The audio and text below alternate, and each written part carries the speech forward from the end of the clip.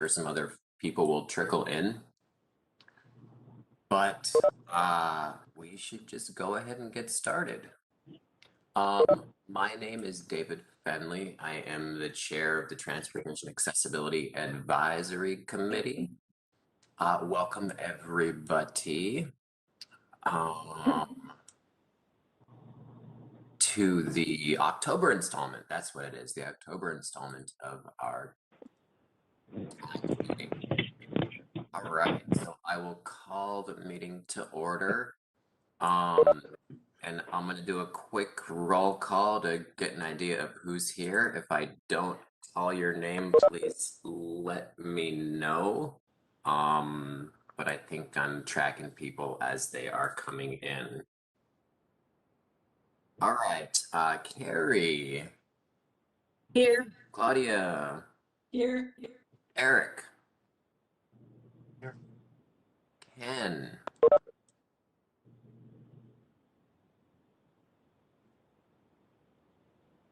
I can come back to Ken. Trevor.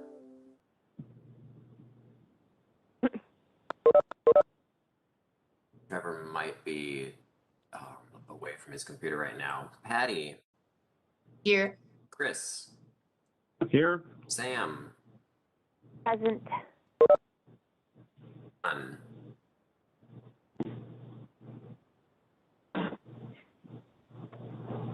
I see you, John. Myself, I am Patsy. Hello, Patsy. I see your hand. Who did I miss? Who has? So I have some phone numbers I see. I know Chris ends in 49. I know Sam ends in 77. I have a number that ends in 35, a 651 number that ends in 35. Do you have me, David? Oh, sorry. Oh, hey, David, it's Doug Cook. Yeah, I'm the 351 because my computer froze. I was on there, and then so I'm using my phone now. Sounds good. And then 29. Who is the 612 number that ends in 29? It's Jeff Danes, David. Thank you, Jeff. All right. I'm having problems with my system. I did last month too. I switched to a different. So hopefully I'll stay on. I hope I don't get cut off. So. Well, it is perfectly okay to call in. I just want to make sure that I have all the members accounted for voting and for quorum. And Diane put a message in there that she is on, but having some technical issues as well. Seems to be a week of technical issues. All right, did I not? Heidi, I see you jumped in. Anybody else jump in that I did not call their name? Yeah, I came just at the right time to answer your question. This is Heidi Meyer. Perfect, Heidi. Thank you.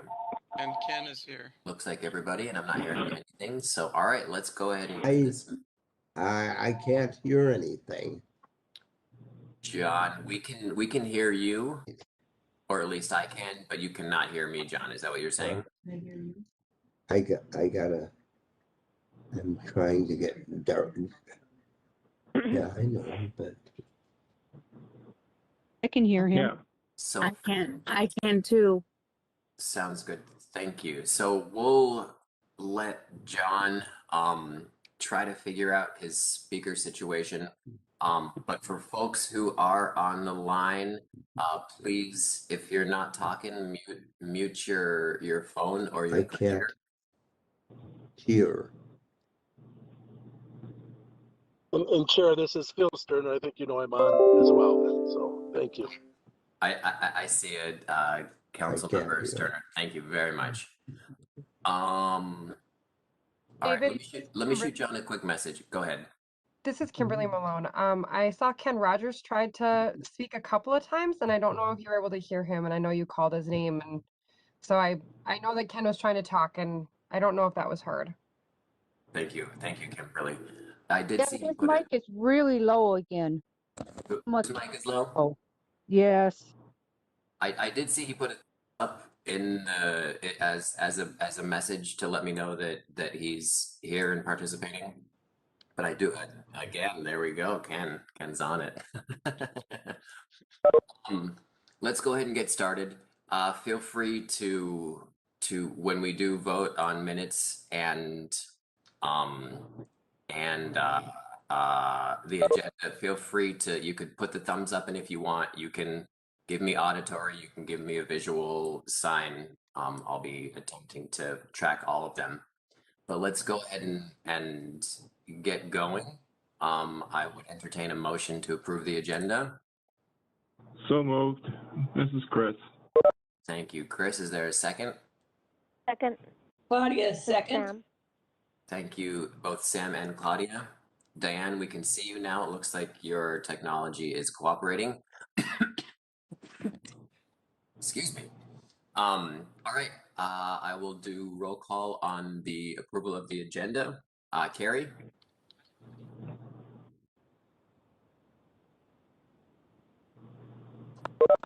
Claudia? Yes. Eric? Yes. Ken? Yes. Trevor? Patty? Yes. Chris? Aye. Sam? Yes. John? I'm guessing you might not be able to hear me.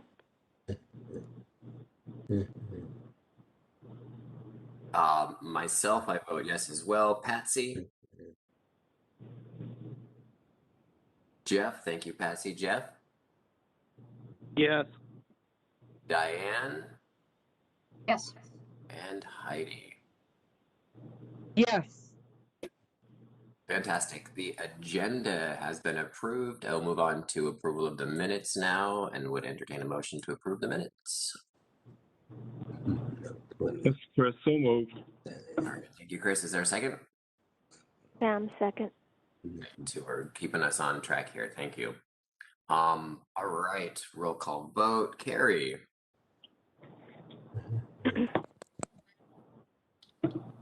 You can give a thumbs up, Carrie, too, if you want. Claudia? Yes. Eric? Yes. Ken? Yes. Trevor? Patty? Yes. Chris? Yes. Sam? Yes. John? Still nothing from John. Myself, I vote yes. Patsy? Got that thumbs up. Thank you. Jeff? Yes. Diane? Yes. And Heidi?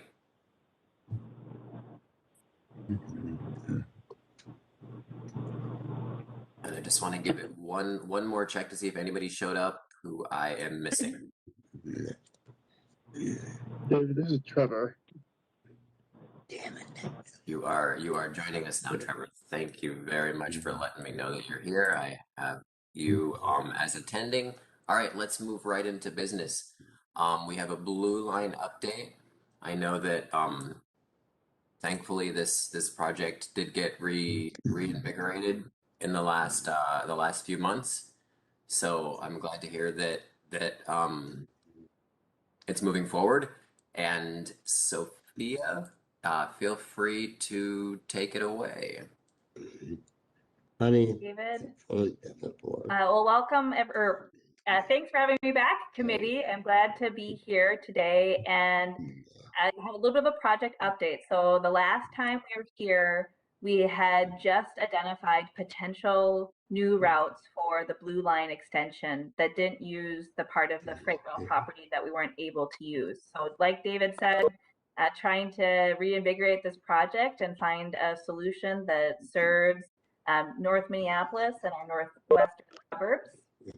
Today, I want to give you all an update on some of the important parts of the project. So we saw routes last time, but we didn't see where potentially stations would be. So have a little bit of discussion there. We also have started to do some engineering work for how the light rail could fit into all of these communities. And so Instead of bringing boring engineering plans, the team has done a lot of visualization. So trying to make kind of the engineering plans that can be hard to read more easy to understand. So we have some visuals to kind of show how LRT can fit into the community, and then also just want to give folks a little bit of a schedule update of how over this year we're going to hopefully get to this community supported alignment. I hope that sounds good to everybody, and I can just jump right into it if that sounds good. The hell is done? So Greg, if you want to go to slide 3, kind of go past the agenda and to the next slide. So how do we determine station areas? There was part of the previous project, so where were the stations before? We asked community a lot about where they want to go. So those key destinations, places like educational facilities or North Memorial Hospital. How does our whole transit network work? How are people connecting? And then LRT usually has about a half mile to a mile spacing. Sometimes in dense urban areas, we can be a little bit closer, but this is kind of how we determined where we would potentially place stations. So next slide, please. For those of you that followed the Blue Line Extension project before, in our Brooklyn Park area, the stations are basically staying the same. So we had 4 station locations. One at Oak Grove Station, which is our most northern station. And if folks are familiar with where the Target headquarters are, just north of 610, that is where that station is. Then continuing on West Broadway and Brooklyn Park, we would have a station at 93rd Avenue. It's kind of a business area in that spot. At 85th Avenue in West Broadway, which is where the North Hennepin Community College is, a library, and other amenities in that area. And the Brooklyn Boulevard station, a lot of shopping. And then we get off of West Broadway and connect to County Road 81 or Botno Boulevard. So in this area, if you go to the next slide, please. Slide 6 for those that might be following along. This is where we used to be on freight rail property, and we can't be anymore. But we still have, and for a lot of places, we're still really close to where our stations were. They just have to be scooched over a little bit. So at 63rd, there's a park and ride there. There's a mix of residential. We basically thinking that we're going to keep the station there, just scooched over a little bit. Same with at Bass Lake Road in Crystal. So if you can think of Becker Park and all the shopping areas that are in Crystal, if you go to that area, trying to place a station right there. Got to figure out the roadway and things, but I think we can keep a station pretty close to where it was to the existing project. As we get into Robbinsdale, where the railroad tracks are and where County Road 81 start to diverge. So we're in the previous project, we had 1 station in Robbinsdale. We're now looking at 2 potential stations. One that would serve Robbinsdale's downtown core business district. So if you go to Pig Ate My Pizza or Marna's or other of those businesses, this would be a station that would be very walkable to those destinations. North Memorial Hospital is one of the places that we heard in our previous project, and now through this whole engagement process that we're doing, that serving North Memorial Hospital was a place that people really wanted us to get to. So definitely placing a station in that location and kind of investigating that further. So some things the same, some things changing, hopefully some new opportunities in this segment to figure out. Next slide, please. And please, if there's questions from the committee along the way, please feel free to ask them. So in Minneapolis, a little bit of is the area that is the most different. So we used to be on Highway 55 in the rail corridor. And this was the area we just really had to look for new solutions. So there's 2 leading options for routing in North Minneapolis. One is along Lowry to Washington, and the other is along West Broadway, potentially to Lyndale.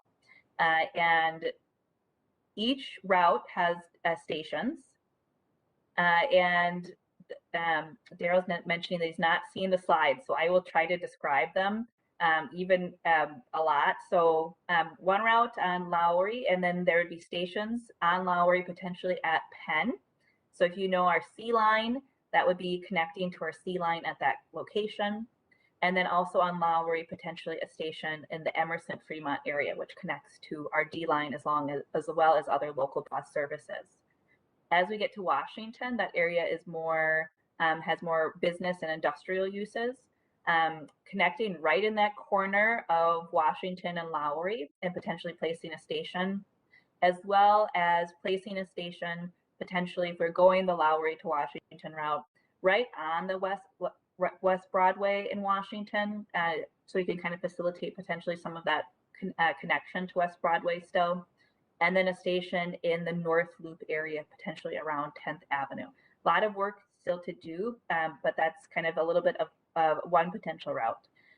If we were taking West Broadway, again, placing a station by Penn and that C line connection, one on Emerson and Fremont again, and then also one on Lyndale by Plymouth. Plymouth has a lot of facilities in that area, both in terms of residential and businesses. Again, looking at whether this is the right number and how all of this works, but this is our kind of our first venue into potential station placement.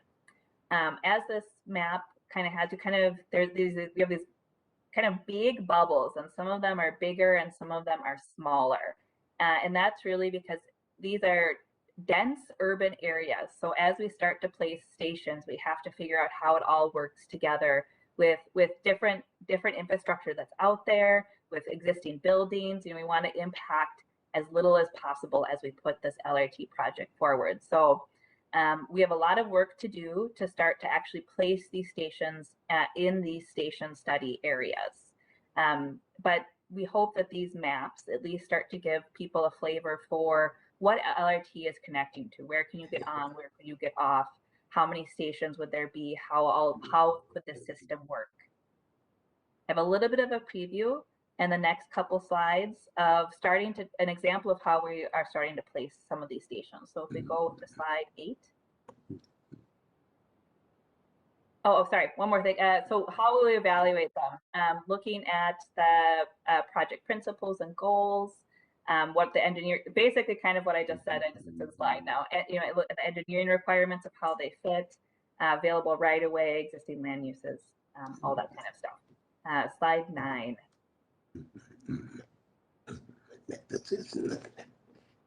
So, little bubbles on a map are just part of it. To really help understand what these stations are connecting to and how they could work for the community, we need to do engineering.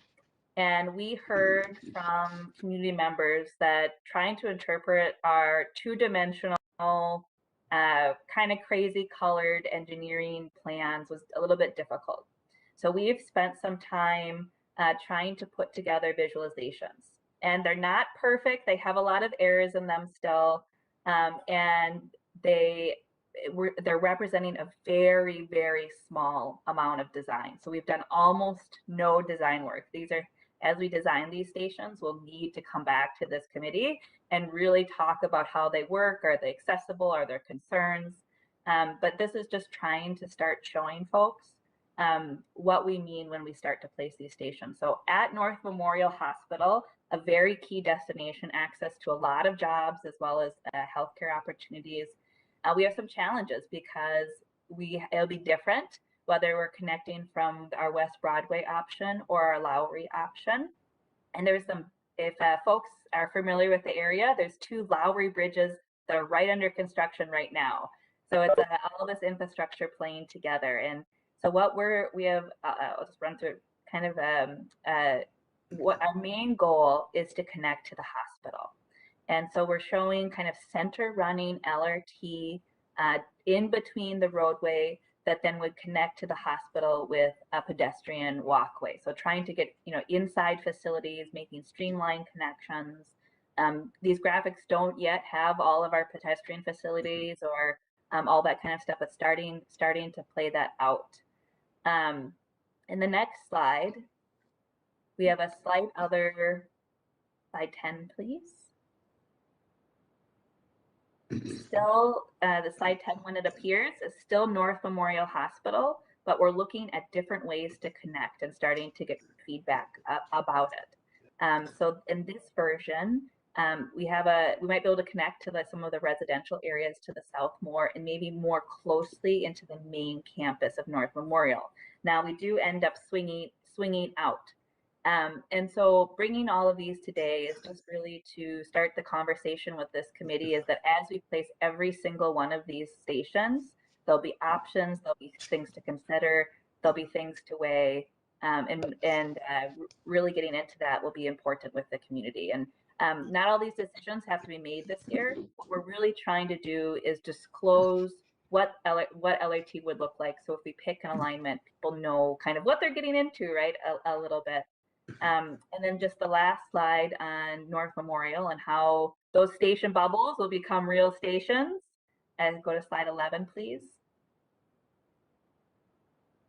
When that one appears, it's a same concept, right? It's just showing how we connect if we were coming from Lowry versus a West Broadway route for our LRT. So kind of same thing, trying to connect up with that middle of the roadway, connecting directly into the hospital.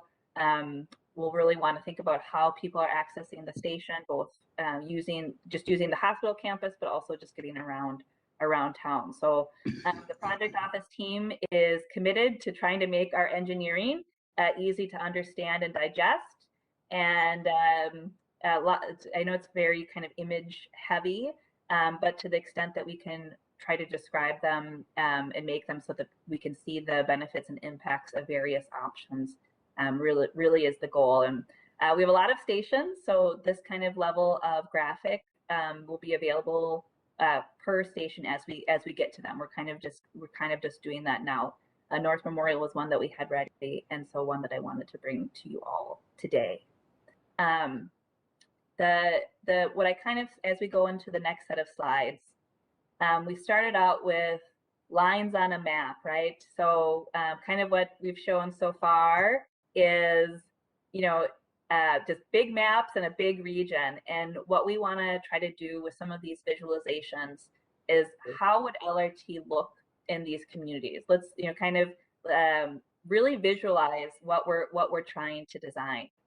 So I have an example from Crystal and Robbinsdale and Minneapolis. They're all just kind of examples, but we have more graphics, but it's just to start to get a sense of what it kind of looks like in these various places, because it's all a little bit different. So right now in Crystal, you're on County Road 81.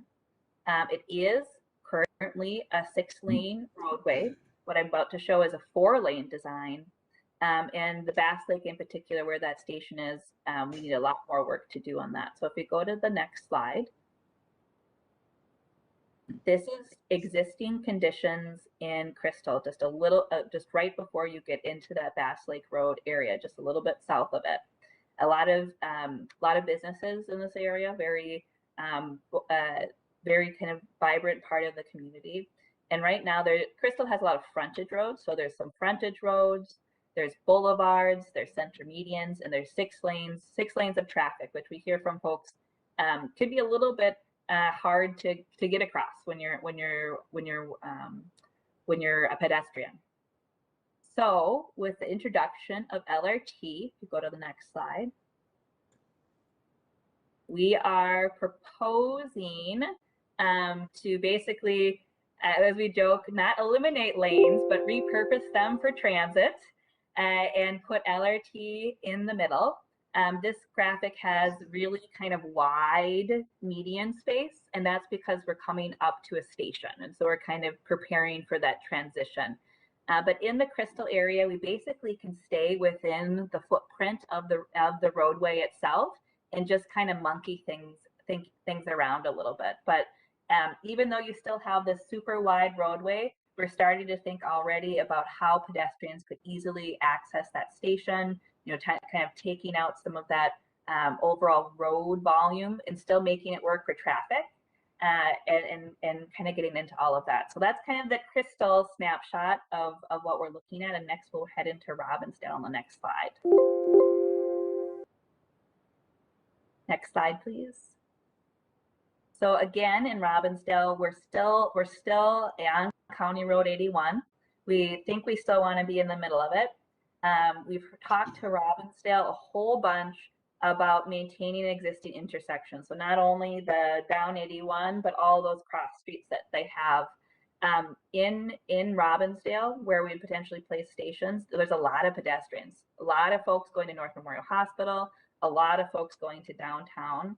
So focusing on safe pedestrian crossings and the overall pedestrian environment is going to be really important, and what I hope to come back to all of you in the future to talk about very specific designs, and maybe even do some field trips in the future.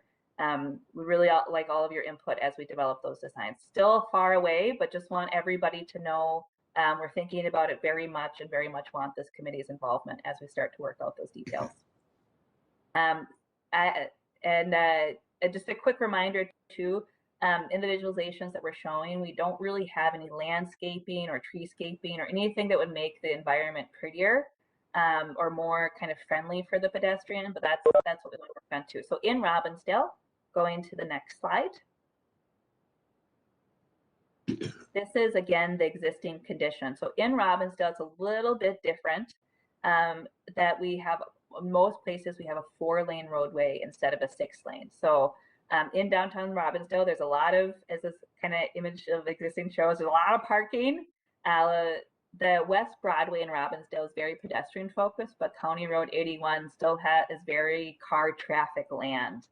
So you have sidewalks, a little bit of boulevard, not a much, a little bit of center median, kind of sidewalks, a little bit of green space, not so much, a lot of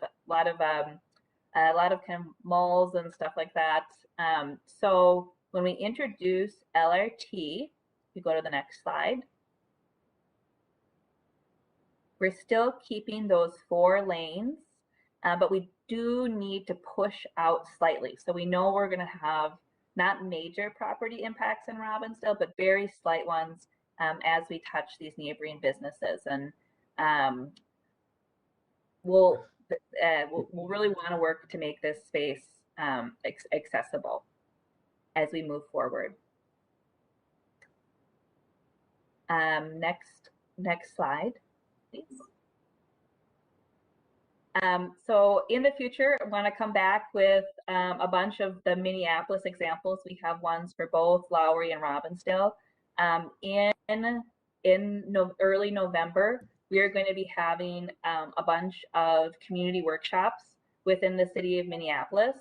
Oh, Wednesday at 1. I hope the sirens aren't too loud in my background. I live right by one. So a future update to the committee is we have a lot of design, I would say, call them opportunities and challenges to work out within the city of Minneapolis. So a future one would be to kind of go through those options, but we do have some early visualizations there as well. So in terms of project schedule, we can go to the next slide. The Blue Line project has a few kind of major upcoming milestones. And I kind of get ahead of myself when I'm talking from the slides, but we're gonna have a series of fall community workshops. We already had one in Crystal. We have one coming up in Robbinsdale to talk about the North Memorial Station that I brought to you all today, as well as pieces that we are still working on to really showcase the Minneapolis and the options that the community can work with us through. In December of this year, we plan to put out a draft report. I'm sure you are all familiar as projects have tried to set routes with kind of those draft route reports, right? And what this report will have is basically all the conversations that we've had in the last year, all the engagement and the technical work. So everybody can kind of see what could this project look like a 45-day comment period. We'll take all those comments, we'll work things out, and in March of next year, so in 2022, we will come and we will recommend a route for this project, whether that's West Broadway or Washington Lowry. It includes all of where those stations would be and kind of what we need to advance in our engineering environmental review. We really want the community to come with us through this fall time period and shape the direction. So staff really don't want to put out a recommendation without really having pretty close consultation with the community through that process. And we're hoping through the visualizations that I kind of brought today, as well as really kind of detailed engineering that a property owner could pick up and really understand, is we can start that process and start that discussion with a lot of the fine details not needing to be decided this year. So if we go to the next slide to give an overall view of what to expect from us. So we're in the middle of trying to identify a community supported alignment. What we're trying to do this year is kind of what I presented today are kind of the main points. Where are the stations? Where where are our routes? Where are the impacts and where are the opportunities? And so by spring of next year, we hopefully will have a path forward. We will need to do all of our environmental documents and clear that process, as well as seek municipal consent, which is basically kind of a form of approval from all of the cities that they like the project, that they like where we're going. There might be still things to figure out, but it's seeking that. And then we probably have another year or two of engineering to make these plans actually constructible. So what I really want to leave with this committee is we're starting to introduce a whole lot of new information. I think this is kind of a big update, and we have more kind of to bring out to the community, but a lot of the details that matter to design, we have 2 to 4 years to do them. And so we want to come back and talk specifics and really think about how we make these places the best that they can be and accessible to all of our community. So just really want to put that out there. And then would be maybe 3 to 4 years of construction. So the earliest that you'd be able to get on the Blue Line extension is probably 2028. So I hope I gave you a flavor for where we are, where we're going, and the conversations that we hope to have as we continue to develop this project. And with that, I would happy to have any discussions or questions. This is David. Thank you very much, Sophia. We do love it. Mr. Chairman, Chris Bates, I do have a couple of questions. Fantastic. Just one second, Chris. I'll get to questions. Okay. We do love it when you all come to us very early on in the process, so we can have some input. I'm pretty sure specific TAC members have specific questions. I know that. So I don't see if Ken's on still. Looks like he is, yes. I do know that Ken is our Blue Line extension liaison, so I did want to give him first crack at things. What questions or comments? I'm pretty sure he'll have questions about station design and layout. I know that there are some that are not ideal for folks who have vision loss, low vision, or are blind. And I can let him articulate that if he has his microphone up and running. Ken, did you want to jump in here? And it's okay if your mic's not working. We can. Sure. Can you hear me? Okay. It's a little quiet, but I can hear you. Okay. I'll try to be more direct into the mic.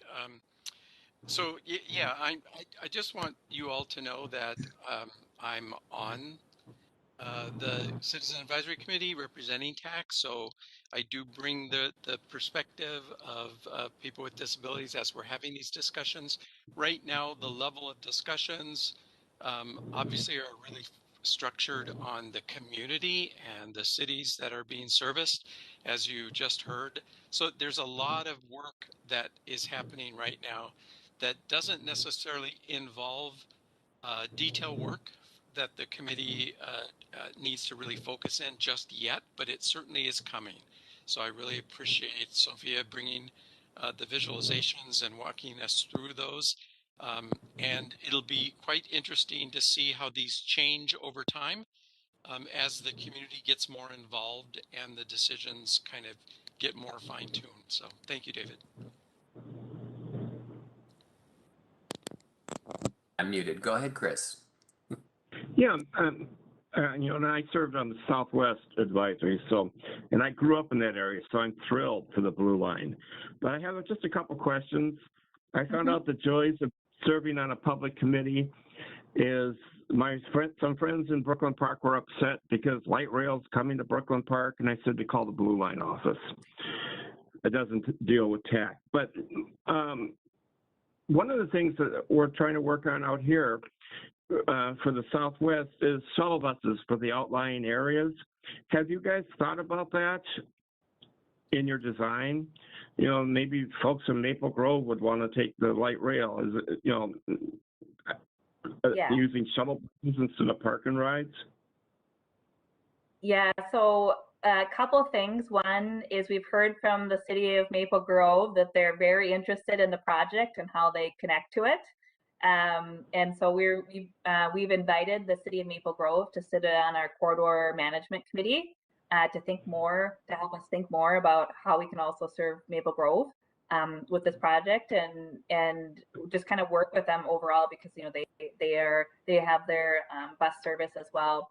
I cannot tell you how many times I've heard in Brooklyn Park in particular about east-west connections, basically that there isn't any, and it's really hard to get around in that fashion. There's north and south connections, but if you're trying to get across the city, it's really difficult. So we haven't solved for that yet. We'll have to really work with my Metro Transit colleagues and service development as we get kind of further along in the project to really think about that feeder network and how we can really maximize that mobility process. So still early on, but definitely something that we want to talk about and consider. And while we haven't designed, some of our Brooklyn Park stations are designed because they were part of the old project, but bus connections and those connections need to be part of the design at every station because we would hope that people are able to connect in that way. Okay, and then my other question is about Robbinsdale. They got that old transit station still working in Robbinsdale. Would the Blue Line, where you're going to put the station in downtown, would that close that transit station? Would make that more multi-purpose for both the light rail and the buses? Yeah. So again, still really early in the process. We haven't quite figured it all out. But likely, what would happen is that transit station is kind of dated. The waiting facilities are sometimes we've had. You can sit outside, sometimes you can be inside, and it's kind of been a process, but I think we'd be looking to update that and bring those connections closer to light rail. So while we haven't picked a location, we do know that we want a park and ride in downtown Robbinsdale, and we want our bus feeder network to connect into the light rail station. So there's likely to be some swapping and swapping and figuring it out. We know we need to do it, basically have no details yet at this point, kind of a question to solve as we keep moving on, but might be an opportunity to reinvest in a facility there, modernize it a little bit, make it feel safer and more eyes on it and things like that. So definitely, again, not solved, but definitely something to focus on heavily as we move into the next few years of the project. Okay, thank you. Thank you, Chris. This is David again. I'm going to read a question from Diane in the chat. The perennial, do we have funding? Unfortunately, dedicated funding has does not exist in our central planning agency yet. But is the funding for this blue line extension secure? Good question, Diane. Sure. So the best way to say that is not yet, but that's not a problem at this stage. So the blue line extension will get money from two sources, two main sources. One is local sources, a local source, which will be Hennepin County, and the other, basically almost 50% of the project will come from the federal government, from the Federal Transit Administration. And I'll start with the federal funding first, is we can't even ask for that money until we've completed all of our environmental work and are construction ready. So we go and seek something that's called a full funding grant agreement. And that step always happens right before we get to construction. But the FTA has really signaled to the Blue Line project that we are on the way. So they did us a couple favors this year that was really nice of them to do. Is, even though we are kind of going back to the design board in some ways, they have let us stay at our basically our funding spot for the project. So we're still in engineering. And they just kind of put us they put us in a category called under review. So a little bit techie wonky talk, but basically what the main message is the federal government basically told us, we understand that this is an important project for your region, that you got some hiccups to figure out, but if you figure it out, you're basically still on track. We'll still kind of plan for you to arrive. And so I think if we are able to continue to show progress, continue to work with our communities, we'll be okay with our federal funding. Hennepin County, as our local funding partner, is very, very committed to this project. They have kind of a dedicated sales tax for transit, and it's basically the Southwest project gets some of the has benefited from that, and then the Blue Line would as well. And so this project goes through two of the three of the commissioner's district, and particularly Commissioner Lundy and Commissioner Fernando, who would be bringing a lot of that those dollars, are really invested in the Blue Line. So maybe that's a whole way of saying their funding is always a challenge. It's always something we have to pay attention to. While we don't have the dollars necessarily secured, we have partners that are very close with us, working very close with us, that very much want to see this investment occur. Thank you. This is David again. Do other TAC members have questions or comments for Sophia? Yes, Dave, this is Claudia. Go ahead, Claudia. Okay, this is something for the future. Would the Blue Line have any chance of connecting with the North Star again in the future? The Blue Line, not necessarily, kind of. So the Blue Line will come into Target Field Station, and you would be able to transfer at Target Field Station to North Star. But that's basically where that connection would occur. Otherwise, they kind of do this. They kind of diverge from each other. North Star, well, they both go north. North Star is more east of the Blue Line extension. Thank you. This is Heidi Meyer. I have something I wanted to say. Think about COVID, because the green line goes down in the city bus. I could take it from West St. Paul and get down to Regions, but I can't take any of the shuttles because of the COVID. So, and you're hooking to a hospital, and I know downtown St. Paul, they have little hubs where they go, and drop off patients, but now everything is different.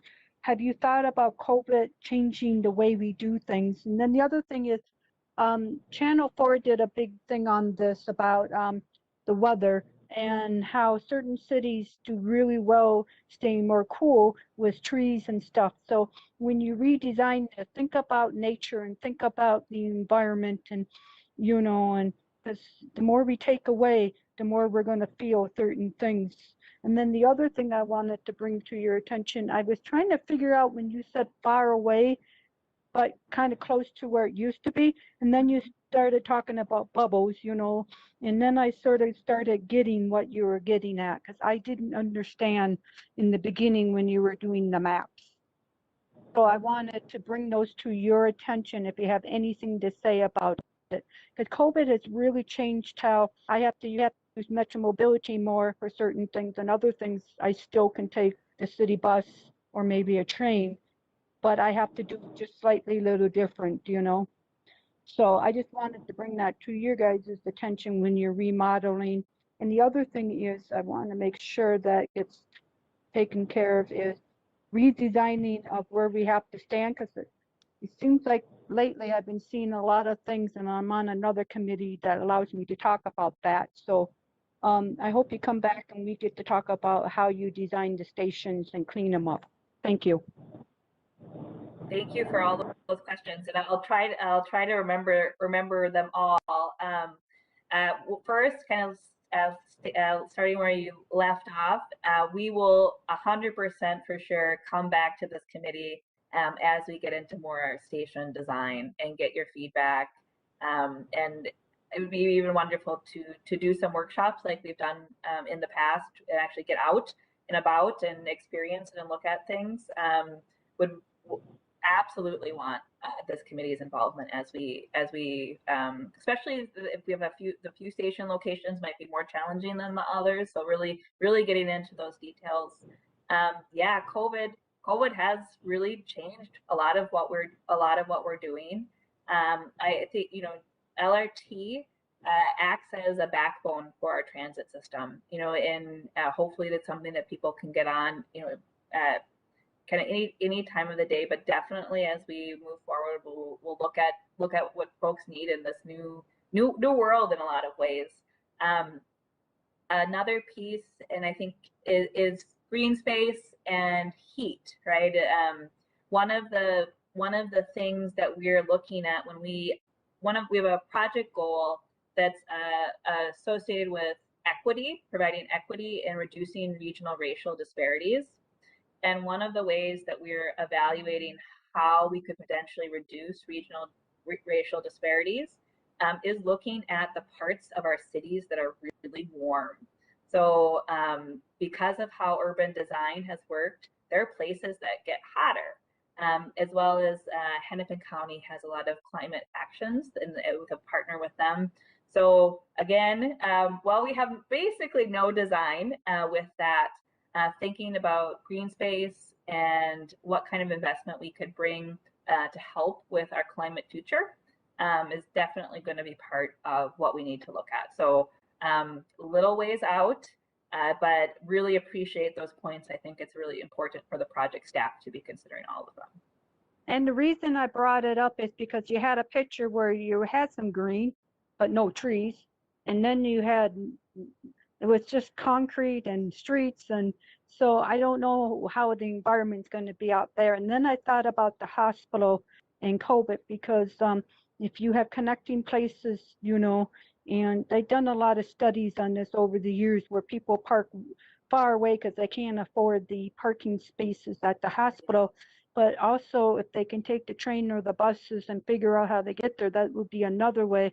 But then to connect to some of those things, even the U might change, because I don't know how they're doing their projects.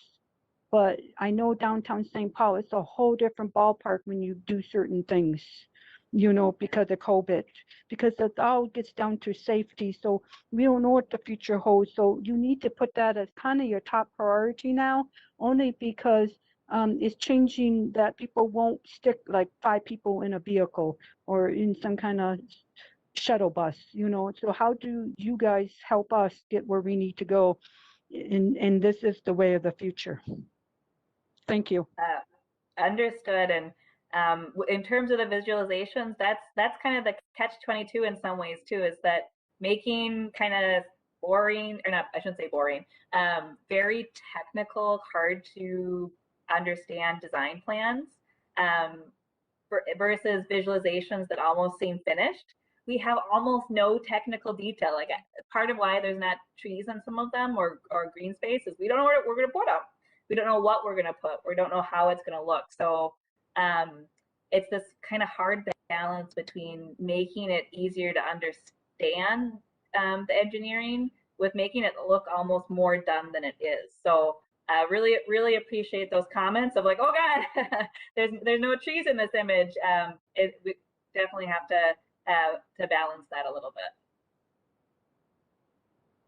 Thank you, Sophia. And those were good questions, Heidi. We can only hope that we won't deal with another pandemic for at least another 100 years, but that might not be the case, given the new normal we're living in, like you said, Heidi. Trevor, I see your hand up. Yeah, this is Trevor speaking. I was curious about station design. I know that there's like no ever a perfect design for stations, especially stations that are parallel or following roadways. One of the pictures you showed had the track going down between the two on the 4 lanes. So you have cars going on either side and it's going down the track. And I understand like why that is, but from a station standpoint, have they ever considered having the tracks follow the outside, like the road goes down the middle and the tracks are on either side? So then when the pedestrians are getting off, they never have to cross the road unless they're getting to the other side to get on the train, go back the other direction. But, for, people who are visually impaired like myself or, people who use wheelchairs, any chance that we don't have to cross the road, it's just like an increase in safety. And so is there ever consideration like putting the stations on the opposite side of the road and having the tracks follow on the outer edges of the road instead of in between the median? Yeah, so definitely, and I didn't bring everything that we've looked at today. We have looked at side running LRT in some of these locations. I think the challenge with it is what side do you serve? Because you give something like an example of Bass Lake Road in Crystal where you have multiple lanes of traffic. Bass Lake on both sides has a lot of residential, has a lot of commercial. You have people coming from both ways. So in a sense, maybe one side doesn't have to cross any lanes of traffic, but then the other side, people would be crossing 4. So it's kind of weighing some of that out. You can also, part of the reason we don't initially start with side running is because any of the homes or businesses that touch that side, we have to close their access. So because we can't have people just kind of popping out across the guideway, all the places, side running tends to have much more impact on existing uses. It also kind of, Hiawatha isn't a perfect example because there's gate arms and we wouldn't be proposing to use gate arms, is that traffic sometimes has a hard time understanding that you're not supposed to turn right, because the train would be flowing with traffic. So they have, so from a kind of a traffic safety perspective, if you basically need to have kind of right turn lanes almost, and you need to have them signalized so that people aren't just driving in front of trains. So I do think side running needs to be part of the conversation. We have definitely looked at it and have asked kind of for feedback about it in various locations, particularly in Robbinsdale and in Minneapolis. And as we bring out the Minneapolis concepts, I think there's more discussion about side running and how that works. It tends, maybe the overall to say it is, agree, let's look at it some more. It often comes with more challenges. Yeah, that makes a lot of sense. And like I said before, there's no perfect design. There's always challenges with all of them.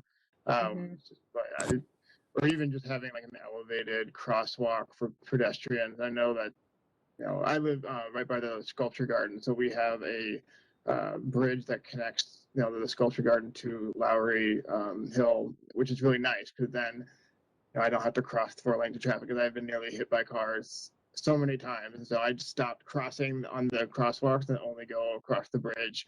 Because, as much as you have stop signs and things like that, people run them, they don't pay attention, especially people who turn right.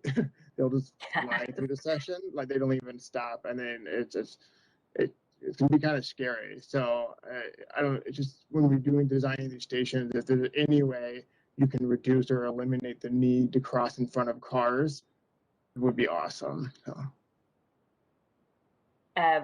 Hear that, and the focus on pedestrian facilities for sure as we get into design. And I have a feeling we're going to have a lot of different conditions as we go through station by station.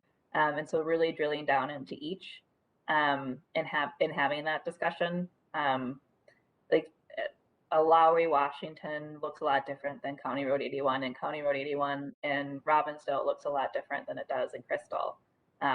So it might be a lot of ask from this committee, but I think we want to look at a lot of these different environments and really make sure that we're accomplishing that.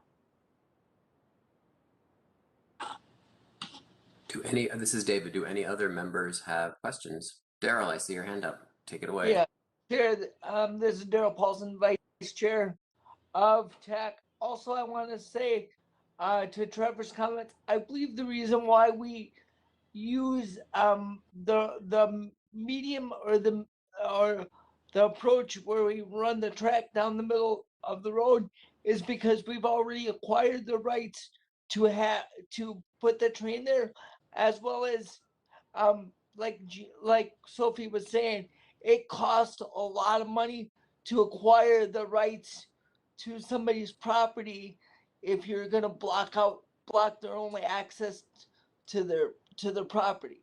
So saying all that, it's cheaper for us to obviously to run those trains down the medium than it would be to acquire on the side streets. But I do believe that there are some spots along the corridor or the whatever you want to call it. I believe there are some spots that we could look at where maybe we could run it down one side for a couple blocks, and then on the other side run it down the other side for a few more blocks. So it could be something that alternates like that, where it would only be like maybe a 4 to 6 block in between, which technically us in wheelchairs probably could do it, but somebody who's walking might have a little bit more of a challenge. But Thank you, Daryl. This is David again. Do any other members have questions or comments? All right. Sophia, we look forward to hearing from you again. I'm a big proponent of the station design workshops. I think that was pretty cool and informative for both TAC and the people who were doing the Southwest light rail. So yeah, if you want to do Hey, David, we would love it. Yes. this is Heidi. I hope that she comes back and we really can be a part of the design, because all over Twin Cities, everyone's got a different idea of where to put things.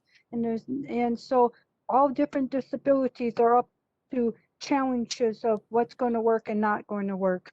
And it's not even funny now. So we need to start talking about that. Are we going to have like the ADA, you have to streamline it, to a certain point, and then you have some flexibility? Or is it going to be you can do whatever you want and then we just work with it? So it's something to think about in the future. So I hope she comes back. Thank you. Thank you, Heidi. I'm very sure that we will be seeing Sophia on a regular basis over the next 6 years. Yeah, yes, happy to come back and happy to talk more about details, right? Because the details are what matter. Thank you very much, Sophia. All right, so we have about, I would say, 30 or 40 minutes for a discussion about presentations that we hear at TAC. I wanna query TAC members. I'll talk for just a couple seconds here, and then I think I have a few TAC members who already have some great ideas. But we have been incorporating different types of presentations into our TAC meetings. I think they've been going well. Last month's, I think, got our sort of juices flowing in terms of how the Met Council uses data. But that being said, I would like to ask TAC members, um, um, what sort of stuff, different stuff, same stuff. I really did appreciate, Patty, your response to the changing of the names. I know we have had a reasoning behind the colors and why they choose them, and the logic is hard to follow as you laid out in your email.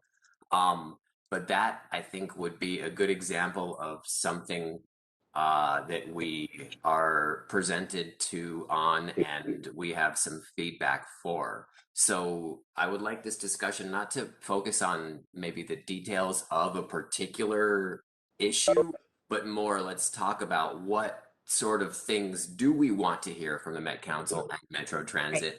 Who do we want to hear from? Rather than getting into kind of the weeds. But I'm not putting you on the spot, Patty, but if you do want to talk to it right now. It's your chance. I guess what I was getting at more was not a specific answer to a specific problem, but that we are not, we need to be establishing, we have, let me try this again. We know when we deal with visual issues, we have standards that we've applied. It's more tangible.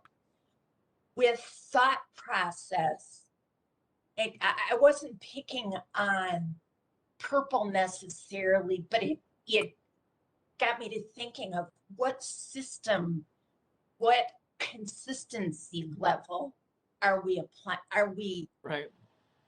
If you take a link that says read more, does that take you to the same destination? Does that term send you to the same definition in a sense? And I think the structure is what Heidi has opened my eyes to this and made me think about it. And living with somebody who has a stroke right now is making me very aware of it on day-to-day basis. And so that's what got me going. I don't have a specific problem. The other thing that I would say is I started quite a while subscribing to alerts on various, Metro Transit things, just to get a sense of the overall issues, and letting the alerts pile up because I wasn't keeping up with them helped me to see patterns that existed in how we were communicating. So that's what triggered the explosion of thought. So Thank you very much, Patty. So I want to hear from Yeah. as many. Yeah. Just 1 second. I want to hear from Right. as many TAC members as possible, but then I also would like to open this up to Metro Transit Metropolitan Council staff, because I am curious. They're inside the organizations. They do this work every day, so they might have some input as well. But I will go to TAC members first. Daryl, go ahead. Yeah, Chair, I want to say to Patty's long and thoughtful email post that she sent out before the meeting. I did reach out to Patty just before the meeting.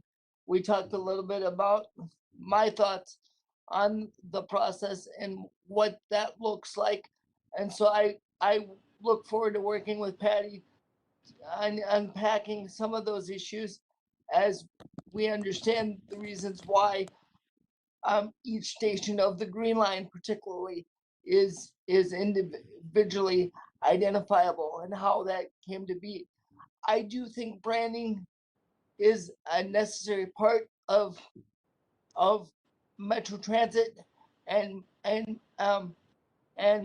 how Metro Transit fits into a larger scope of how it looks to its regional funding and its national funding partners.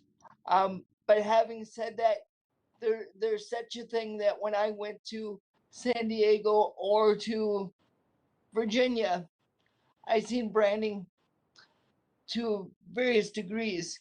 And I seen how if you brand it too much, it may disorientate somebody who has auditory or who has executive brain function issues to understand what are they actually on BRT or are they actually on light rail or are they actually on a commuter bus. So those things I think Patty and Heidi touch on really well. And I think now that Metro Transit is aware of that, I think we could have some really robust discussions around that. I also think that some of the things that we've done, like our PSAs around priority seating, or the other subgroup that you're working on, Chair, I think those are very fundamental things and new to our committee, so that I think we can keep those things. But I think some of the things that I would like to see from Metro Transit is how do they deal with like problems and issues or incidences that arise on Metro Transit or their system. And when they deal with those issues, are they actually addressed between the person that created the issue and the driver, so that the driver knows what to watch out for next time so that the incident may not occur? He can be proactive instead of reactive. You know, if you get your drivers to start being proactive in a lot of ways, then a lot of this priority seating and a lot of those issues that happen in priority seating would not happen. And I think it's just a matter of arming your drivers and your staff with the right tools and the right words to be in their toolbox, so they know when to deploy those and when not to deploy those. I think we could see some other reports of how youth is being engaged or how they're not being engaged when they're using Metro Transit, and how that impacts the rest of us when using the system. I mean, that's that's a lot right there to unpack, and that's just 3 of them to think about. So a couple things, this is David, a couple things that you said, Daryl, jumped out at me. And I'm just kind of spitballing here to the other committee members, trying to think about, because I mean, obviously we'd have to connect it to the scope of our work, which I don't think would be too hard to do. But two things that, you got into like the incident reporting, and I don't think you mentioned enforcement, but that came to my mind. Yes. And as far as I know, and I could be wrong, I could have missed a meeting, but I don't think we get a lot of interaction with um, the Metro Transit police at all here at this meeting. So maybe that's something that we can kick around a little bit, and think about how we could have them, talk with us if it's within the scope. Again, we can Yeah, work I with actually, you're hitting on something really sensitive, Chair. I actually think that bringing in their community police officers or their liaison officers to our committee and having them actually sit on a committee for even maybe a period of 3 months or something, so that they get to understand the ideals and the scopes that we deal with, so that when they encounter us in the public, that they're not always just trying to solve our problem or push us off to the next bus, or to create a bigger incident that isn't already there. You know, if they understand and have to deal with us on a regular basis, then they might feel comfortable of dealing with us on the bus when there's an incident or there's an issue. So there's a question in the chat, which I think is directed at you, Daryl. I could attempt to answer what branding means. I think I know what you meant, but if you want to address, what does branding mean? Branding means like when you see Metro Transit all over the buses and their bus stops, when you see that little T or that little service that said this service is brought to you by Metro Transit, that is branding. But even so, it goes even further into color schemes, like the yellow on the trains, or the blue on the trains, or the wrapping on the trains.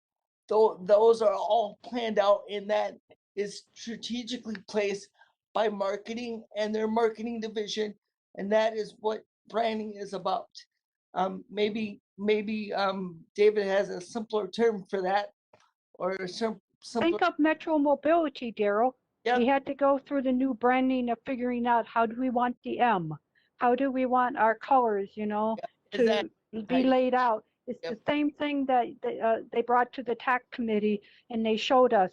It's the same branding that when we were on the bus, they asked us about signs. How do you want the stickers for the handicap seating area to be branding? And also when we did signage for bus stops, that was branding. How do you like the branding, and is it in the right location? Is it looking good? Those kinds of things. Yeah, absolutely, Heidi. And my only concern about that is that branding we can take branding too far, or we can take it very little. I think we do a good job of our branding already. I don't know that we can do a better job of it or do a less job of it. I think we do a pretty good job of it. I mean, if other folks say that we need to do a better job, I'm open to looking at it. But I also think that if you do too much branding, then it might disorientate somebody. They might not know if they're on a bus versus light rail or versus BRT. So if you brand it too much, it might start to blend together. And that's what I noticed in San Diego, because they were branding a lot. They were branding all their vehicles and all their transit systems to the same color, and it was confusing. This is David. I could And not. I just know that I just want to say one thing to go with Daryl. I know when I see that T, I know that goes with transit when I see that certain color. And then I kind of think of trains, I think of the car. Because I've seen cars on the streets, I've seen buses. So I have some symbol we start with, and then we break out from there, and then we can figure out if we need to fix it or not. Yeah. Thank you, Heidi. Thank you, Daryl. I could not have said it any better, Daryl. Patsy, does that answer your question? You have your hand up. Take it away. Yes, it does answer what you're meaning by branding. Because like Patty had said this morning, I agree wholeheartedly with her due to my first, actually, I was epileptic. I was shortly after birth. Then all the abuse and being put down. I had a low self-esteem of what things were, and I was having difficulty. Well, jump ahead, my head injury made it worse. So I've had to actually refrain from taking buses, the city buses, due to two reasons. One, my memory, but it was too confusing when the numbers that used to like 3 digits meant that they were the buses, nonstop buses, limited stop buses. But then things got mixed around. I was totally lost. And I agree with the colors. I know what the green line, the blue line is for the train. But if they were both only white, I wouldn't know which one to get on when I get out of the baseball game. Do I go to my left? Do I go to my right? Which one do I want? So I think the branding in what Daryl is calling it, I think would be very good, such as what was going on about changing something from being the color of the BRT to purple. If it stays the same, then we, somebody such as myself, where sounds like Patty, who have the processing problem, the memory problem, it would be very helpful to stay the same. And I know I'm not the only person in this world this way, so. Right. This is David. Thank you, Patsy. I mean, consistency really has been a bell that we're ringing, and Heidi's good at that. That's the word, thank you. Consistency is what I, Yes, yes. So Thank you. we do have a little bit of an answer here from Guthrie in the chat. I've seen it. Essentially saying that the police discussion is already happening or will be in the next few days. And they're thinking about ways to bring that in front of TAC. So that's already in discussion. So thank you very much for chiming in on that, Guthrie. Well, and Chair, I'm gonna put my name out there right away, and right away in the beginning. I want to be part of that discussion, internally or whether it's internally, whether it's with TAC, or whether it's just as an individual who rides the system and uses the system. I definitely want my name to be on that list of participants, because I think, you know, over the 32 years that I've been a public advocate and been writing the system probably that long, I think I've seen a lot of things, and I think I know what some of the drivers are talking about, and I know what some of the passengers are talking about, and I think it's a multi-pronged approach, and I think it's about time Metro Transit and Metro Transit Police decide to get together and start realizing that we need to come up with real solutions that create real measurable outcomes, and create a real enjoyable system for all of us to use, and not just use it to gain some money or gain some political power when something goes wrong. Thank you, Daryl. This is David again. I'm going to go to Eric and then to Trevor. Hi, thanks, Chair. I was wondering, as a topic that we might update on, if the committee would find value in getting updates to grievances that are filed through the Title II process with the Met Council, more specifically ones that are transportation related of the Met Council network, just to maybe provide us a little more insight, get our finger on the pulse of kind of where issues might be going that we don't know of or hear of, that might help steer us to either advocate for, you know, changing the project comes through, and, you know, the hot spot where we're seeing a lot of grievances being filed now. I don't know if that information is public or grievances. I know there's a process to get them solved and all that. I'm just wondering, even just as data point, knowing where they're at and kind of what is the common theme behind some of the grievances filed as the transportation. I think there might be value behind that, but I just kind of wanted to open up that to I think that's a great, this is David. I think that's a great idea, Eric. And I think we could probably dive into discussion right now amongst us, but again, I don't want to get into details. I want to talk more big picture about issues to bring in. But yes, I think you hit on a point, you know, maybe just the data points. Obviously, specific grievances would have personal information. Right. But that being said, you know, what role can we play to maybe help inform their response or understanding of any Title II grievances that might come in? So I got that down. I think that's a good one. I would like to see kind of more data coming through this committee. I think that would help us be informed and also make better decisions. Did anybody want to, short of diving into kind of the details around that, did anybody want to further that Eric's point about Title II grievances that the Met Council or Metro Transit might receive?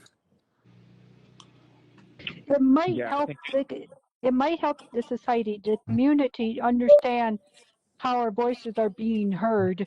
If it, because some people think I'm not going to say anything because all they do is push it to the side and it keeps on happening over and over and over.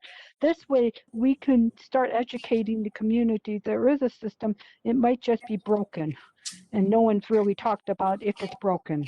That's actually a really good point, Heidi. I think that just, the knowledge that you can file a Title II grievance, people might not even know that. So that, I think that would be a good part of our presentation, where we could, have response in on that and then help with sharing that information in our community. So that's a very good point. And does anybody else want to chime in on this topic? If not, we're going to go to Trevor. That's Trevor speaking. I would be interested in meeting with the department or the staff of Metro Transit that does training for bus drivers, especially training around disabilities and just kind of talking about driver interactions with people with disabilities. I've had a few instances where bus drivers don't stop, or they stop in kind of unsafe areas and make it hard to get off the bus, and things like that. So just kind of getting feedback on how bus drivers are trained when interacting with people with disabilities. The cop, the Metro Police thing kind of got me thinking about that because on the light rail you have Metro Police, but generally on the bus it's the bus driver who's the enforcer, who's for a lot of things, and it would be great to kind of get in front of them to say, this is something that really is important to people with disabilities, is the bus driver's relationship. That is a fantastic suggestion. I know we have heard from them throughout the years, but I think like maybe annually, we kind of revisit with them for no other reason that there's turnover on this committee. And I think that that really is where the public, that's like the intersection point between the public and between Metro Transit is the bus driver. So that's a really good point. I got that down here. Hey, David, Yes, Heidi. as we were talking about all of this, because we're picking all these colors and all these things we're talking about, has anybody, because we talked about processing, we talked about not being able to see well, but colorblind people get left out because if you use certain color schemes, they're not going to be able to know that's the purple or that's this color.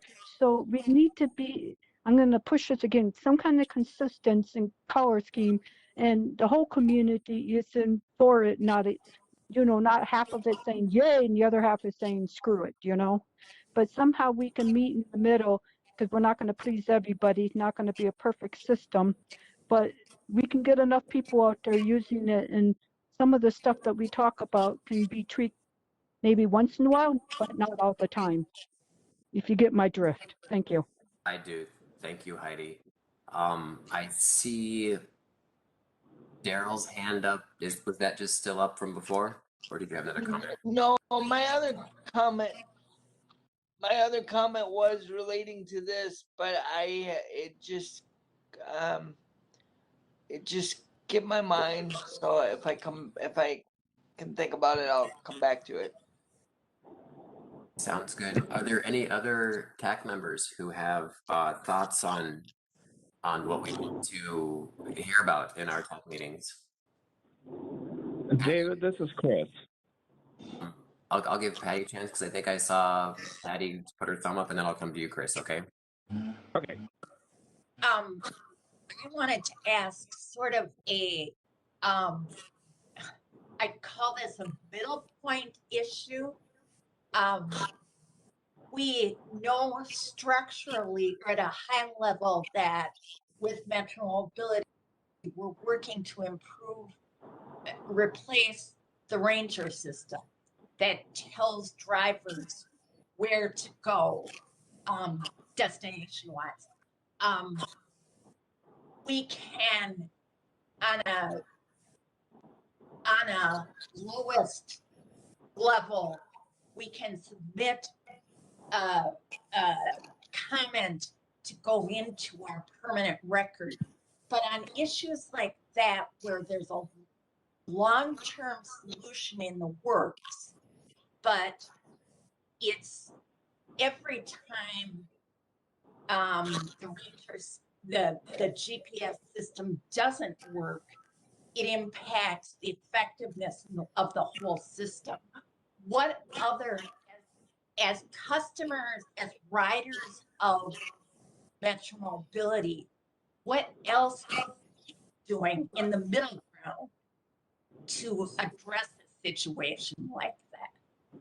Does that make sense? It does, Patty. So I have down here kind of a broad umbrella, like a Metro Mobility technology update. Yeah. I think that's good. I know a lot of times we get stuck in complaining about that it's not working. But we need to be identifying more of what we can do. We can inform drivers as we're riding, but that doesn't help when they're coming to pick us up. I try to be proactive, so I'll stop. And I like what she's saying really quickly, but I think it's the overall Metro Mobility we need to learn about with their technology, because even the phone system has some faults to it, even when they leave you a voicemail, and I know they can get better technology that understands us as we try to understand Metro Mobility. Thank you. Thank you, Heidi. Thank you, Patty. Chris. Chair. Yes. Did you want to say something else, Heidi? Okay. No, I'm done. Yeah. You can say it. Okay. 6 years, I'm on my 7th year on this board. And one of the things, as I sit there and listening to people, David, first I want to, we should say the staff has gotten so much better about being proactive with us. Instead of us being the afterthought, they've gotten much, much better. But as I sit and listen to these folks, I think one of the things that I would like to see addressed is I don't always understand the policy and the policymakers and who's making the policy for Metro Mobility and Metro Transit, and what are those policies when it comes to complaints? What's the process? I kind of get lost with that. Does that make sense to you? It does. I'm taking notes. So just a general like policy making procedures. Does that? Yep. And that can go either way. It can go for buses and for Metro Mobility, because sometimes you throw things at us and we have to figure all the ins and outs and how it works. And sometimes you need that information that he brought up in order to understand how you got where you are today. Yes. Thank you, Heidi. We have had not kind of the umbrella, policy making procedures. I mean, that probably doesn't fall in any one area. Each department, I would imagine deals with their own policies, but I can't speak for the Metropolitan Council, Metro Transit. We have had when specific policies that relate to what comes to mind is digital accessibility. That was brought to us. I think it was maybe like 4 years ago. It's been a while. But I think maybe a more broad discussion. That's what I was thinking, David. A more broad discussion on policy making. I like that thought, Chris. Yeah, I like that too. All right, I see. Chair, I do have my hand up. One of the things that I would like to do, I would love to see this committee do, because I know we have done it good. We have done it well in the past, and we could partner with your agency, such as the State Council on Disabilities, to make it over the top. But one of the things that I would like to see is some real driver retention and some real driver recognition on both Metro Transit and both Metro Mobility. I think this committee could play a huge part in what that looks like and how that recognition gets rolled out and how the driver retention will be retainable if we put real people with real drivers and real staff people and say thank you for coming in every day, thank you for giving me my ride. And if there are bad drivers, those drivers will be flushed out too. They'll either come to the top and require more additional training, or they'll go on and find a different job that's more suitable to them. But I think this committee overall could play a huge part in what driver retention looks like, both for Metro Transit and Metro Mobility, just by recognizing them. Thank you, Daryl. I added that to the driver training just because it's involving drivers. I think they might fit under the same umbrella. Thank you for that, Daryl. Yeah, and then one small piece under the driver training, just Mhm. make sure that when they come in and that, let's say Metro Transit does a big training push, like one time they did a training push where they trained over 300 drivers, right?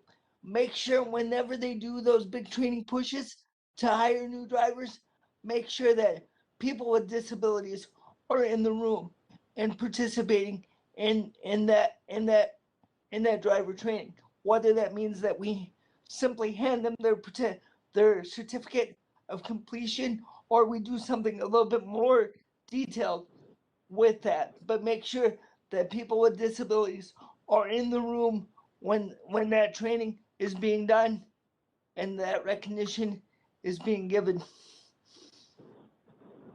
Thank you. And David, I'd like to take Daryl's point. I'm sorry, David. This is Chris. I just want to take Daryl's point one step further, is that we haven't heard or seen the owners of transit team or the representative of First Transit for a while before the committee. And what Daryl's saying is great. But we need to let them know we're going to hold them accountable to do that. This is Sam. Go ahead, Sam. David, somebody hopefully can confirm this thing that I heard. Did I hear correctly that transit team just sold their part of Metro Mobility, that it's under new ownership? I have not heard that, but I think I'll take a note here, and then we can ask. Is staff with us in the room still? Yeah, well, Can you please ask that question? Because I kind of heard something like that too. So I'm not sure what's true.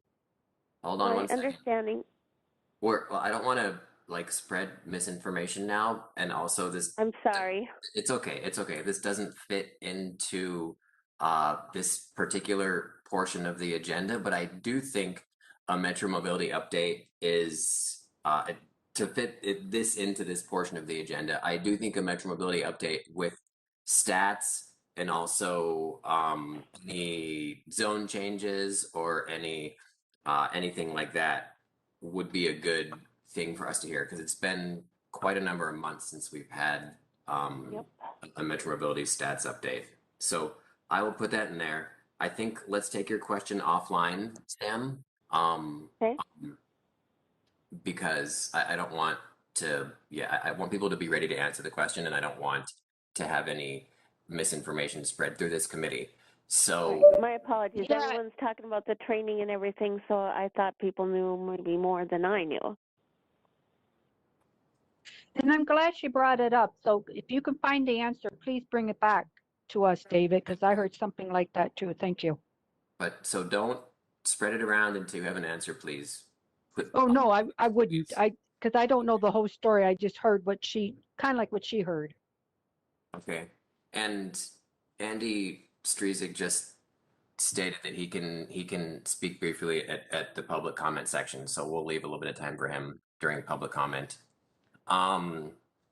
Do any other TAC members have thoughts on, I'll give this about 5 or 8 more minutes on things that we want to hear. Yeah, can we be more involved in changing different things around the Twin Cities for like the shelters and stuff? You know, because I know I'm harping on this because I've seen so many different things lately. I don't know how to keep up, and with all the remodeling of roads and and bus shelters to fit the roads, we need to be more involved so we can tell you that really sucks or that's really good or that's okay or that's even appropriate because now there's not advertising, there's not this, so everything's changing, but no one's got like something we can follow or understand or work with. I've seen some weird things and I've seen some really cool stuff that we could use, but we're not sharing it across the board very well. So I thought some kind of every so often we have like a get together and talk about it so we're up to date. They're just not saying, well, we have to change it and this was the best and you didn't ask us. We're out there every day. Where are you, in your car? So those kinds of things. Thank you, Heidi. I have bus shelters down here. I know that we have heard from them in the past numerous times. So I think that's a good suggestion. Eric, I see your hand up. Yeah, this might kind of circle back to Chris's input of policy and understanding who makes that. And this is something I actually don't know the answer to. But when Met Transit or Met Council, when they have projects where they're building this infrastructure, what standards or design guidelines are they using? Do they have their own? Whereas cities typically have their own specifications and detail plates. Does Met Council or Met Transit have that? If they did, would we want to get updates on those when they update them, or just get a better understanding? Input we might want to have on them. Sounds good. I don't know. I think that's good, Eric. I just added design guidelines into policy making procedures. I'm sure they follow kind of the national and MnDOT standards when it comes to streets, but obviously the transportation is maybe a little different, and depending on, it's very situational too. But yes, I added that as an addition to policy making procedures. I do want to give just a few minutes here if staff or anybody else in the meeting wants to chime in on things they might think would be good for us to hear. Not a requirement, but I do know that you all are in the trenches and you might have some ideas for us. And you don't have to share it here too. Feel free to share with me offline if you want as well, but I will give just a couple minutes here for somebody else to chat if they want to. All right, I see no hands. It's like we've lost some folks. There's probably another meeting that they all had to run to. Daryl, your hand is still up. Did you want to make one more comment? I don't know if you can hear me. I got a cord stuck in my wheelchair, so no, I don't have a comment right now. Can you hear me? David? Yes, we can hear you, but get that focus on your wheelchair. Get that worked out. Yeah, David, do some of the stuff that we talked about today can overlap where, maybe, I don't know how you numbered them or how you structured it, like A can go with Q and Q and R, where it really makes sense that we know all three of those things at the same time as the order to do the project. I was just thinking about that because it sounds like we're repeating certain things, but we're not repeating certain things. It's just how you structure the meeting so we can learn it.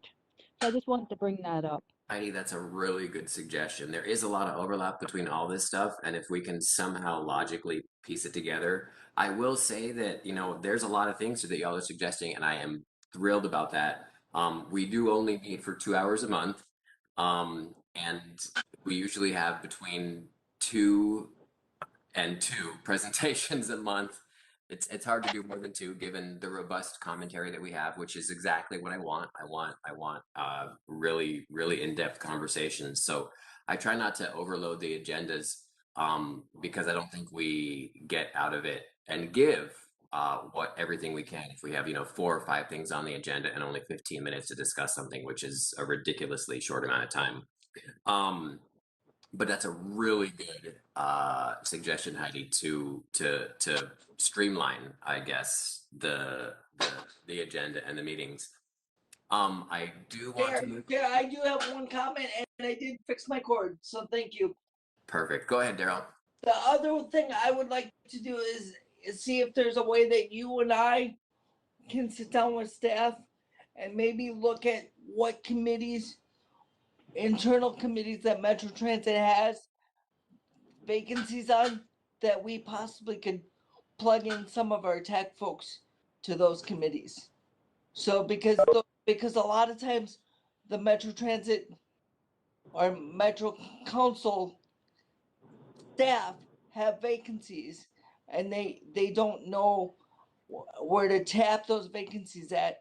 And I'm telling them that they need to start tapping the disability community for those vacancies because we're there, we're using your system. So I think if we sat down with them, figured out where their vacancies are, and then we brought it back to our committee, we could make a real relationship connection to the Met Council, and it doesn't have to be just in transit. It can be throughout their whole system, because there's no other system like the Met Council anywhere in the country. Okay. I think that's a great idea. I mean, we definitely do want to get members of our community onto not just this committee, but other committees too, where they can bring their perspective. I do want to, so I'll make one more comment on this topic and then we'll move on to the next agenda item. I did receive an email from Richard Rowan, who I'll just read it verbatim. I'll read it word for word and let him know he did have a comment on this particular agenda item. He said, one thing that comes to mind is how does Metro Transit and the Met Council engage with cities, towns, and other jurisdictions regarding changing demographics? Yep. For instance, there has been a large increase in senior housing around the Metro, creating concentrations of people in areas where they may not easily, where it may not be easy to access services. How does Metro Transit determine if there is a need for more fixed route access in those areas? He goes on to say that John Levin touched on this at last month's meeting, but Richard has been wondering how jurisdictions work with Metro Transit as development changes the metro area, and if Metro Transit can take an active role on this. So I think that's a fantastic suggestion. And I think that might be a good one for maybe John Levin to chime in on, but we can visit that with all these other great items that y'all suggested. All right, so let's move on to the next agenda item. I'm not trying to hurry you up or nothing, but I do have to pee, so I'm, trying to stay on as long as I can. Don't have to pee in front of you, but. Well, your camera's off, so. I know, but about an hour ago, I had to pee so bad I forgot to turn my camera off, and I was peeing, and I was like, "Whoops!" But all right, I definitely appreciate the personal note. I'm just a little crazy today, and I'm the only one home alone today, so I can be a little goofy. I think we can forego Ken Rogers' Blue Line update since we got a heck of a Blue Line update early on. Okay. Jump in, Ken, if you're dying to give us an update on it. Green Line, Chris. Do you have an update? And it's okay if you don't. Pass. All right. Daryl did share the gold and now purple line. Yeah, updates. I do have two quick updates. I did send the notes to both of them in two separate emails to the committee. I will say congratulations to Victoria Reinhardt, the Ramsey County Commissioner, for securing the rights to the purple line, which used to be known as the Rush Line, which is going to go north and south, and it's going to make connections in Maplewood. It's going to make connections at Union Depot, and it's going to go, I believe it goes out to Woodbury. Having said that, Victoria Reinhardt and several other folks, including myself, we have worked tirelessly over the last 2-3 years to make sure that we get the Purple Line as a designation to Metro Transit because we've gotten that designation. I wanted to give congratulations to the county commissioner for doing that, as well as that goes to Patty's and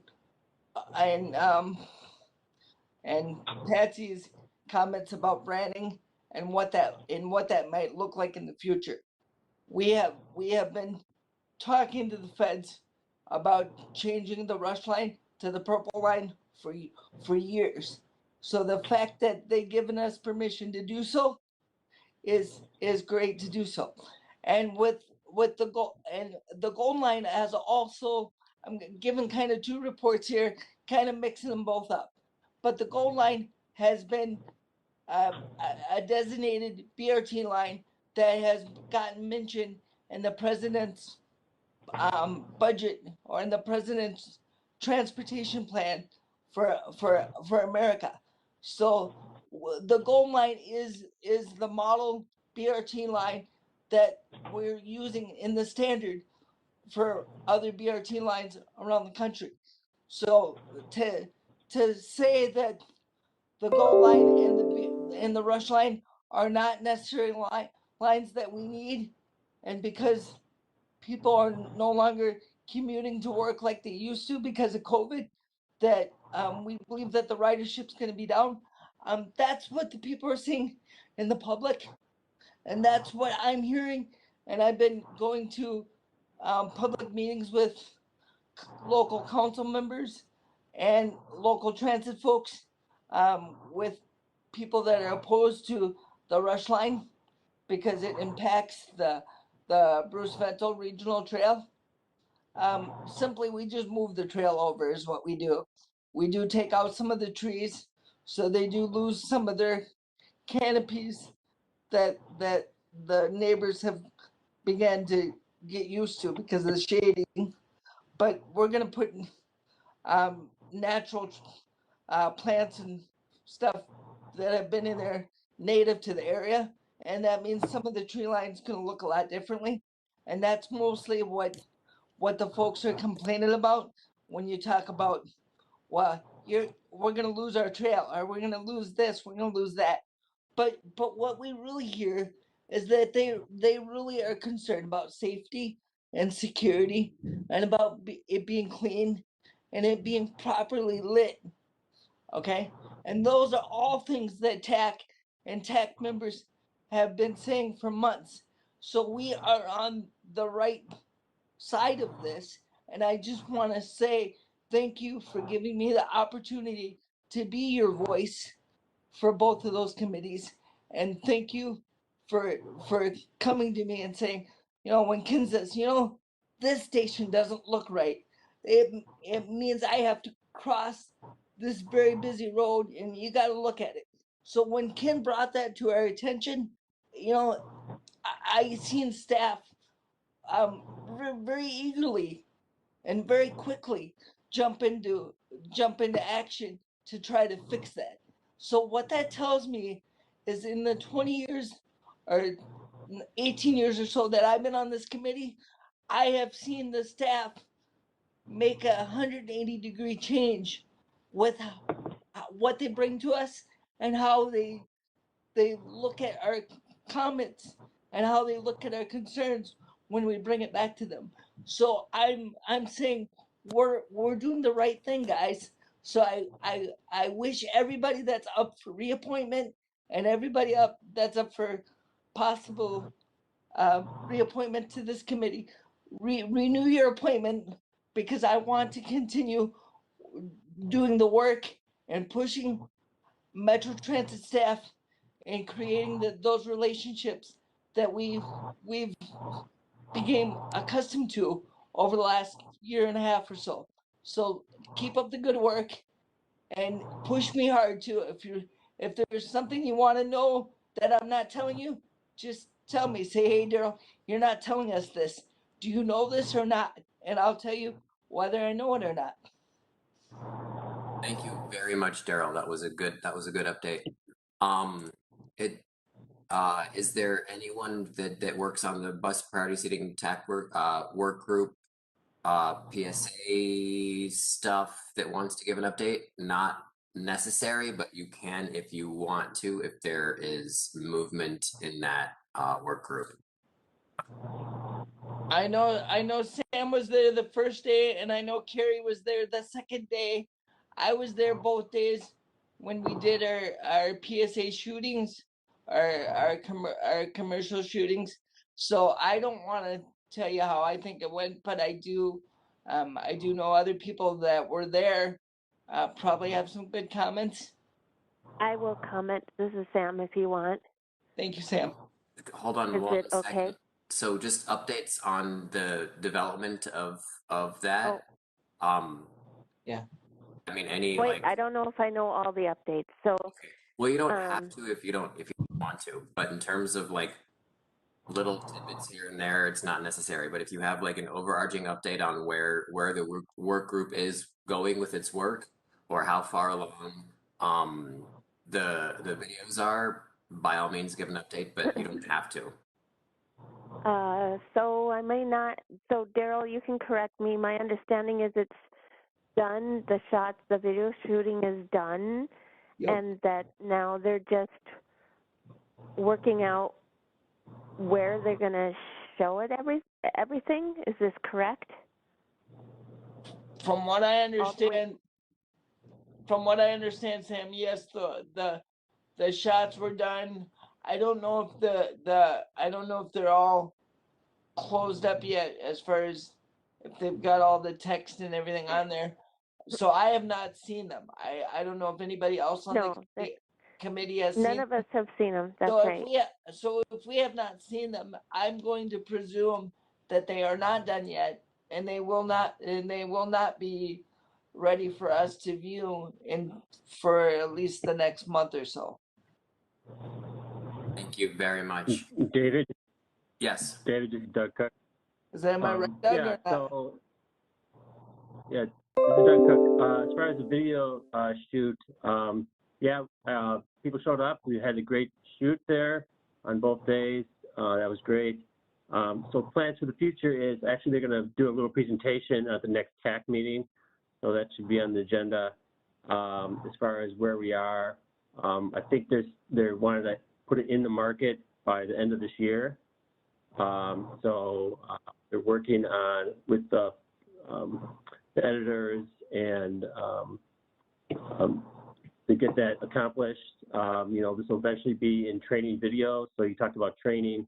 This will be part of that for new driver and regular drivers for ongoing training. So they'll talk a little bit more about this next month and get your feedback on that as well. Thank you, Doug. Very much, Doug. I will use my report to go over a couple things that Guthrie put in the comments here. I'm going to do it fast because I want to move on. We have 5 minutes left. There are 4 open tax seats. The application deadline is October 18th. For more information, you can visit the council webpage. I don't have time right now to go over what those seats are. Also, there are 2 Metro Mobility fall conversations happening. One Tuesday, October 26th from 10:30 a.m. to noon, and another one on Thursday, October 28th from 4 to 5:30 p.m. And there are sign-up sheets for both. Is that on Zoom? No. Yes. Wait. It's some other. My understanding is no. Sorry. So they're in person. And more information can be found out about those on the Metro Mobility website. I do give monthly updates to the Transportation Committee. I tend to, and this is in response to Chris's question, I think last month or a couple months ago. But the Monday following this meeting, in the evenings, there is a Transportation Committee meeting. That is a committee that consists of council members. I do give updates. I tend to stick to what we discussed at the meeting. And for example, at the last meeting, I did express our concern with the lowering of bus fares, but not lowering of Metro Mobility fares. So I did let them know that we discussed that. We understood their logic, but that, you know, from an equity perspective, we weren't super thrilled with that. And they changed that, by the way. They changed that right away. I saw that. Because of our work. Thank you, Chair, for indulging me with that. But yeah.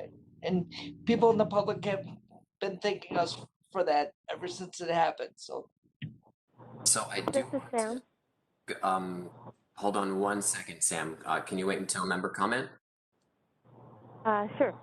I want to go to the public comment now. I know that Andy wanted to chime in here.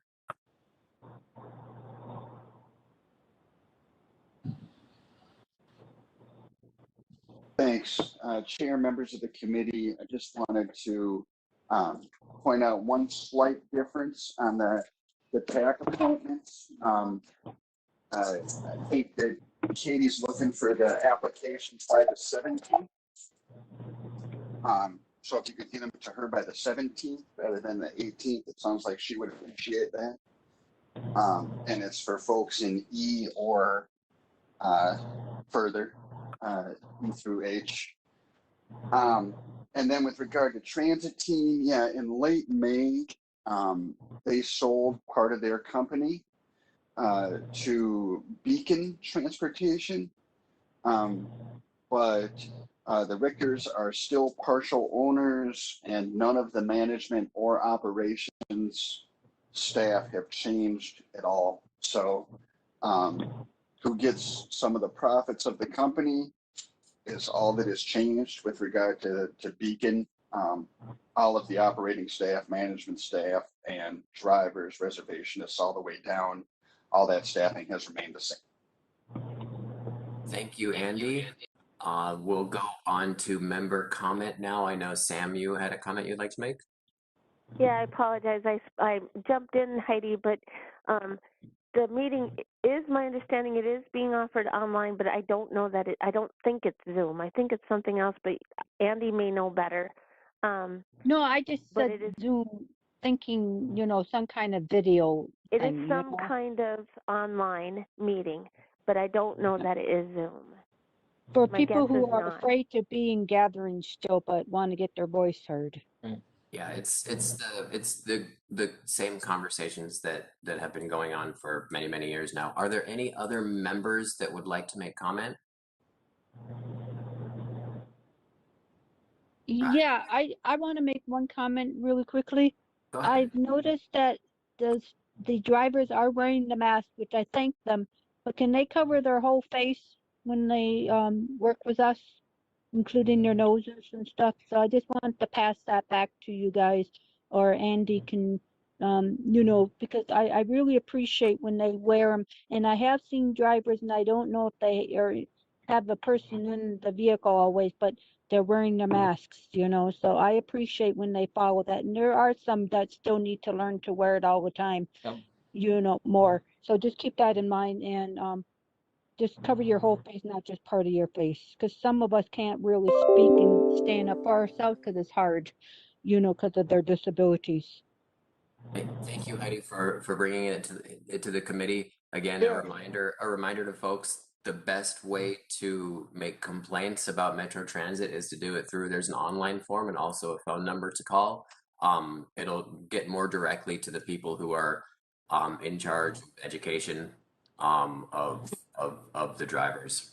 Chair, I also have one comment it relates to Metro Mobility, driver morale basically, and driver retention. Over the last couple of weeks, I've been hearing a lot of different drivers saying their union doesn't care about us. Nobody cares about us. They don't give a damn if we come to work or not. But what really is interesting, how it starts out, is it really isn't. It starts out with, why don't you have your mask on? You need to put your mask on. You need to wear your mask. And I said, excuse me, sir. I said, by law, if I'm not able to put my mask on, or for some reason am not able to wear it at that moment, I don't have to wear it. So please, if you want to help me put it on, I can, I'll have you do that. Or if you want to know the real reason why I think you guys are saying this, what's happening is the drivers got yelled at about a few weeks ago. Maybe, I don't know exactly what time they got yelled at, but they got yelled at for not wearing their mask and not doing all that stuff that they need to do. So what happened, instead of internally the staff saying, yeah, drivers, you need to do this, they said, well, everybody needs to do this system wide, including the riders and the drivers, right? So instead of yelling at the drivers that chose not to do it, they said everybody needs to do it, including the riders, right? So I spent the better part of my time, 5 minutes or so of my time, engaging with the driver on the ramp about whether or not I have to wear my mask or not. When it comes down to it, if all he needed me to do is put my mask over my nose, he could have said that. Instead of what it comes down to, he thinks he's in control of telling me when I have to wear my mask and when I don't have to wear my mask. And I told him that's not the case. I said, Sarah, I'm sorry, but I got to cut in here. This is very important. All right, Daryl may have a waiver on file with the Metro Mobility Service Center signed by an MD. I don't. The driver shouldn't be picking you up without a mask if we don't have Okay. a waiver on file for the federal requirements. So Okay.